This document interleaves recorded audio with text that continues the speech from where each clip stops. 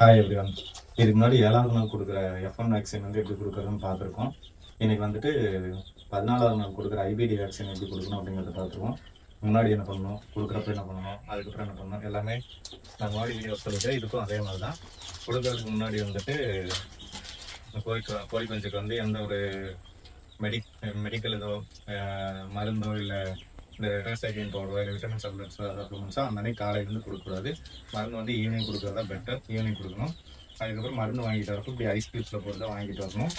So F1 vaccine மாதிரி தான் இதுவும் சேம் அதே மாதிரி ஒரு பவுடர் ஃபார்ம்லேயும் லிக்விட் ஃபார்ம்லேயும் பண்ணுவாங்க. இதை வந்து மிக்ஸ் பண்ணிட்டோம் அப்படின்னா ஸ்டோர் பண்ணி வைக்க முடியாது. மிக்ஸ் பண்ணுறதுக்கு முன்னாடி எக்ஸ்பிரி டேட் வரைக்கும் வேணாலும் நம்மளே வாங்கிட்டு வந்து ஃப்ரிட்ஜில் ஸ்டோர் பண்ணி வைக்கலாம். பவுடர் ஃபார்மில் ஒன்று, லிக்விட் ஃபார்மில் ஒன்று கொடுப்பாங்க. இது எப்படி மிக்ஸ் பண்ணணும் அப்படிங்கிறது பார்த்துக்கலாம். ஒரு ஸ்பஞ்ச் ஒன்று கேட்டு வாங்கிக்கணும், ஒரு 5 ml ஸ்பஞ்ச். ஃபஸ்ட்டு வந்துட்டு இந்த லிக்விட் ஃபார்ம் இருக்குல்ல, அதை ஓப்பன் பண்ணி அதை வந்து கொஞ்சமாகவோ இல்லை ஃபுல்லாகவோ ஸ்பஞ்சில் வந்து எடுத்துக்கணும்.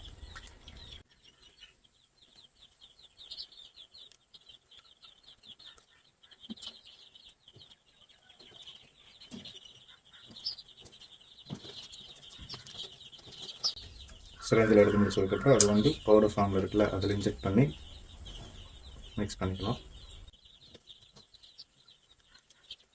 நல்லா மிக்ஸ் ஆகிற அளவுக்கு ஷேக் பண்ணிக்கோங்க. ஷேக் ஆனதுக்கப்புறம் அது திரும்ப வந்து சிரஞ்சில் சுத்தமாக ஃபுல்லாக எடுத்துடணும்.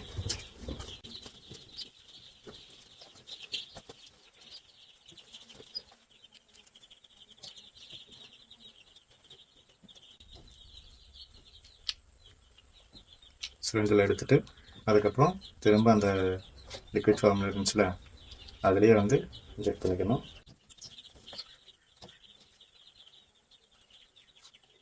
இப்போ ஃபுல்லாக நல்லா மிக்ஸ் ஆகிற மாதிரி ஷேக் பண்ணிக்கணும். ஓகே, இப்போ வந்துட்டு இந்த இன்ஜெக்ஷன் இந்த இதெல்லாம் தனியாக இருக்குல்ல, ஏன்னா இது மட்டும் போதும். கோழி குஞ்சு கண்ணில் ஓட்டுறதுக்கு இதான் வந்து ஈஸியாக இருக்கும். வளர்க்கலாம். நல்லா கோழி குஞ்சு வளர்க்கலாம். வந்து எப்படி கொடுக்கணும்னா ஒரு கண்ணில் ஒரு சொட்டு,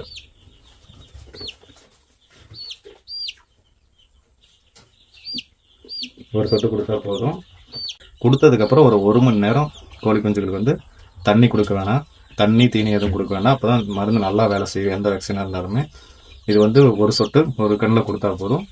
ஒரு அரை மணி நேரம் மினிமம், மேக்ஸிமம் வந்து 1 மணி நேரத்துக்கு வந்து கோழி குஞ்சுக்கு தண்ணி தீவனம் எதுவும் கொடுக்க வேண்டாம். கொடுக்காமல் இருக்கிறது பெட்டர்.